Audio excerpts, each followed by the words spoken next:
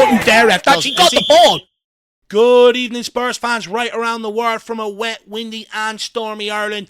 However, I hope you are all enjoying your Friday evenings out there, because Tottenham are back in Premier League action tomorrow as we head to Elland Road for the 12:30 lunchtime kickoff against newly promoted Leeds United. It is 4th versus 12th, with both sides coming into this one off the back of draws in their previous outings. Spurs having been held 1-1 by bottom of the table Wolves, and Leeds United drawing 2-2 with Bournemouth.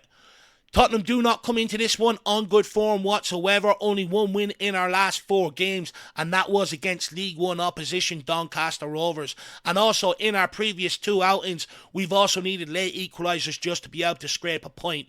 It is not good enough. Performances must improve. Fans are also demanding a reaction, and tomorrow is the perfect chance to be able to deliver that.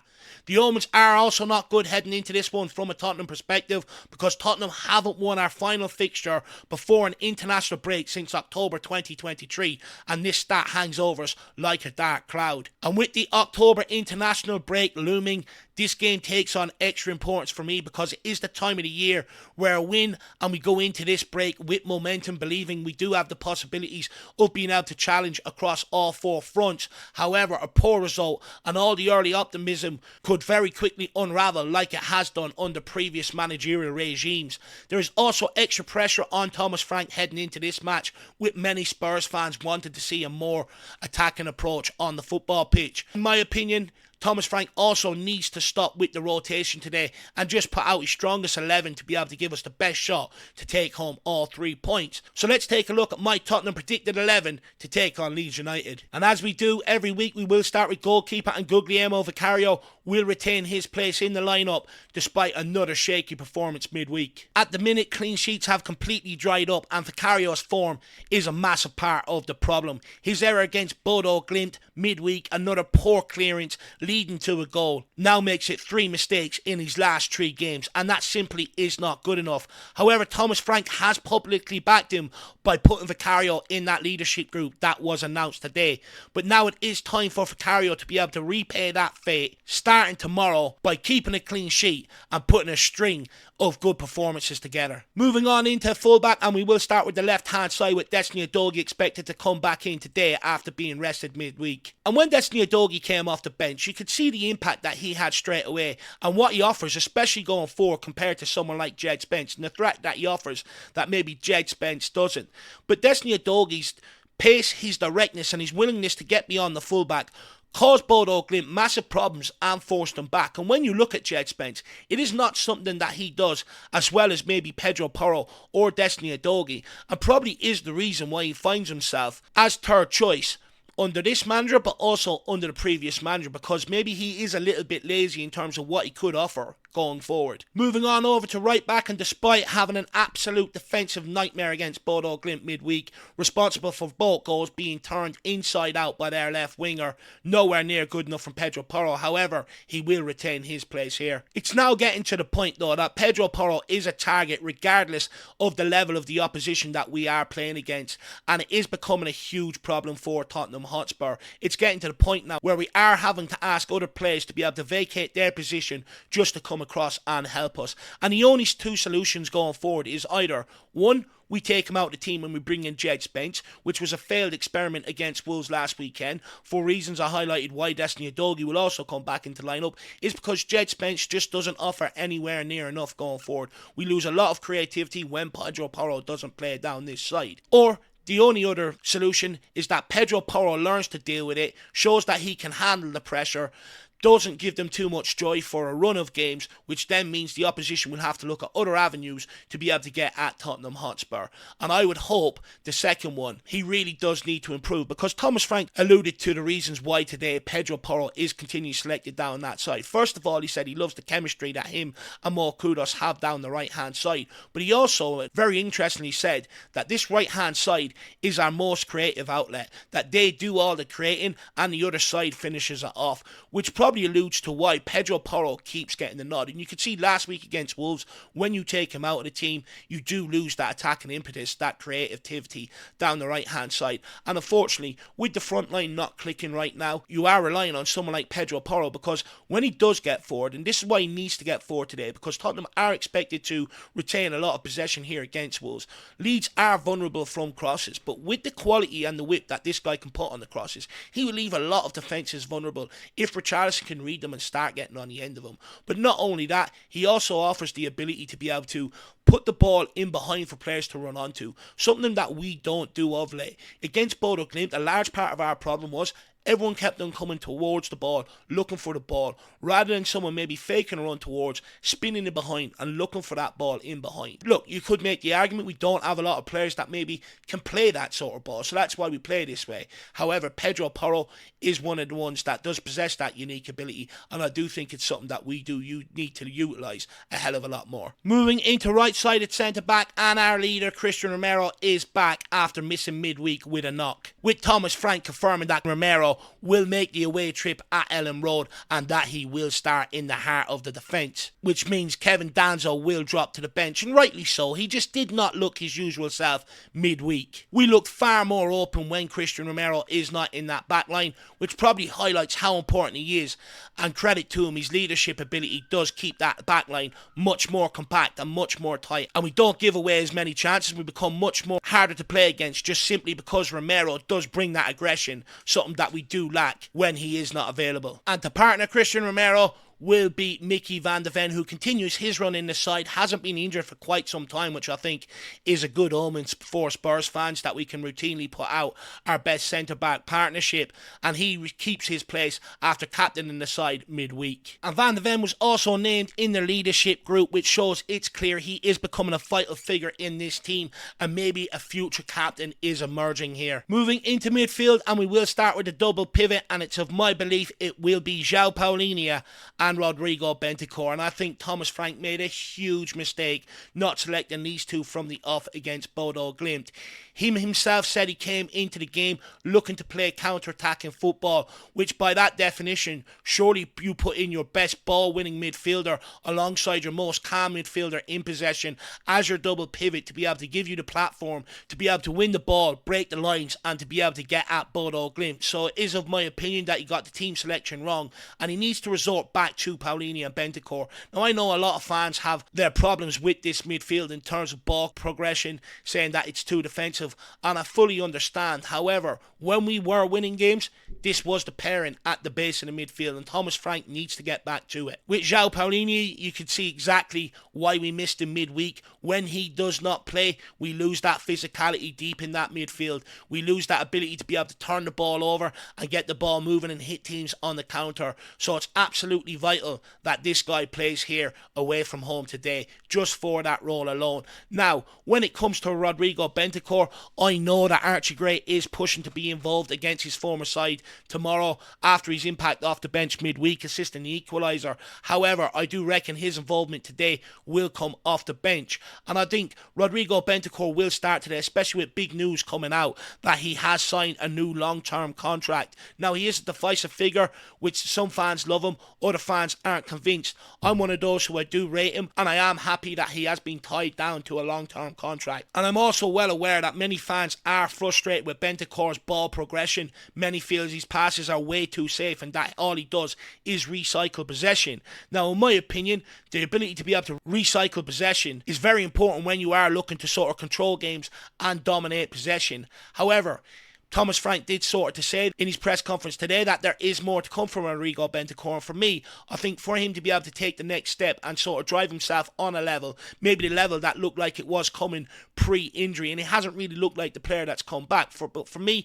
the next level he needs to take is to be able to get on that ball and start playing on much more progressive passes moving forward. Mix them up a little bit. Stop always playing safe. Look to get turned. Feed the ball between the lines. Put the ball over the top, because he is a beautiful, graceful player on the ball. He strikes the ball absolutely lovely, and for me, I do think he has that ability. However, I just think maybe it is confidence related. And the harsh reality is, if Rodrigo Bentancur doesn't look to bring that to his game, then it will be something that will be on Spurs' shopping list, I have no doubt. And when Spurs do bring in someone with that ability, he will end up being relegated to the bench. So it is something that he will have to go and improve on.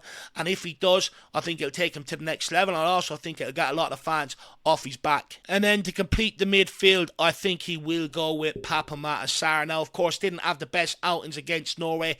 However, his energy, his ability to be able to press and look to turn over possession higher up the pitch is absolutely key in an away game, and absolutely key if you want to try and keep the opposition pressed back. Now, Lucas Bergvall has done a very good job of it in recent weeks. However, didn't really have much impact in that position against Bodo Glimt, and I do look at him and I think he is one that could benefit from a rest with Papa Matasar coming back in. Now, moving on into the front line, and we will start with right wing. Johnson delivered an absolute forgettable performance against Bodo Glimt, failing to take yet again another opportunity that has been given this kid's way. Was unable to provide much in the way of any attacking threat whatsoever, with just one shot which was off target. He also failed to penetrate the wing with no dribbles attempted, no key passes, and is simply not good enough from Brennan Johnson. Every time he touched the ball, he wanted to play it backwards, and someone needs to scream at this kid, get inside his head and tell him, you are a winger.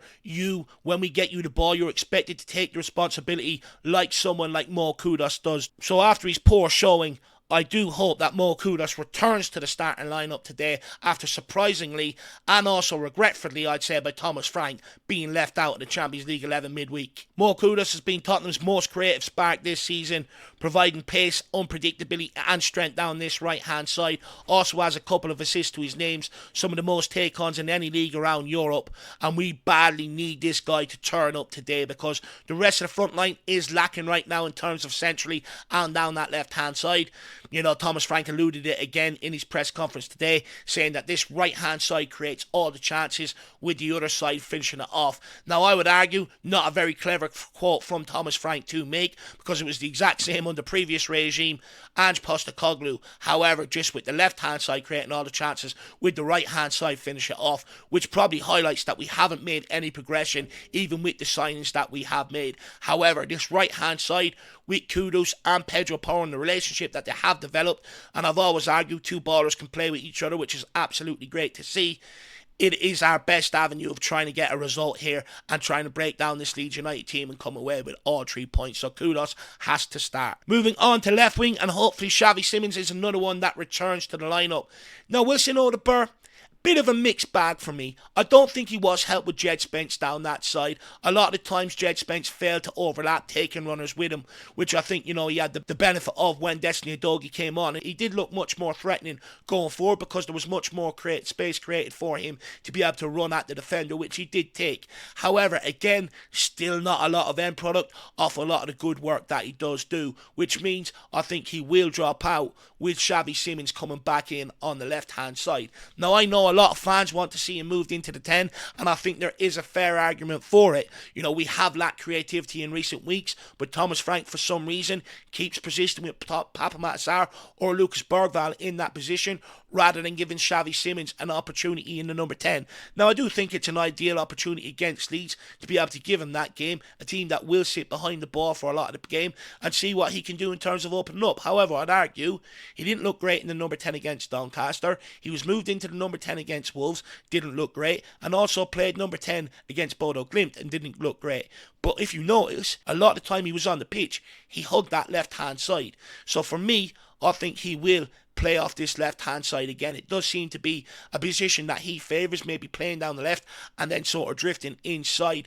But again, since his arrival, hasn't been great, hasn't been an awful lot of end product. However, to me, he does look like a player. When he's on it, he can cause a lot of problems. So now the big question is how do we get him on it most weeks, rather than having one game where he looks good and then another game where he looks bad. Some would argue that's just him acclimatising to the Premier League, but because of the fee we paid and the reasons why we brought him in, we really do need for him to start delivering with some urgency, because we can't become so predictable and easy to play against. Many people complained that just being able to attack down one side last season was very easy to set up and play against. Well, it's going to become the very same under Thomas Frank. So he is heavily reliant on someone like Xavi Simons to start delivering on his potential. And then moving into the front line, of course, we got the news before the Champions League game midweek that Dominic Solanke will now be going for surgery, which means he sets an extended period on the sidelines yet again.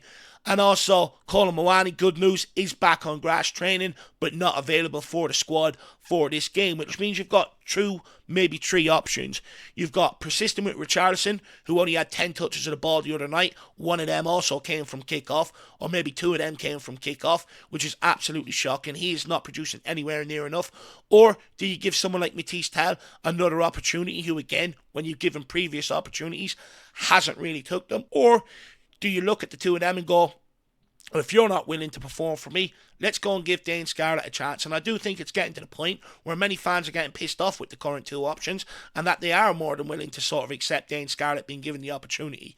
And I would like to see that. However, I do think Richarlison looked tired midweek, which means I think Matisse Tel will be given another opportunity down the middle. Now, maybe one other idea I was toying with potentially was Xavi Simons in the 10, Richarlison off the left, Udebur off the right, with maybe Kudus down the middle, because with Kudus, he does look like at times he's sort of looking to be able to link up with that striker, and that's not there with Richarlison, which he then ends up making sort of selfish decisions, which is frustrating fans a little bit because he is running down blind channels and sort of losing the ball.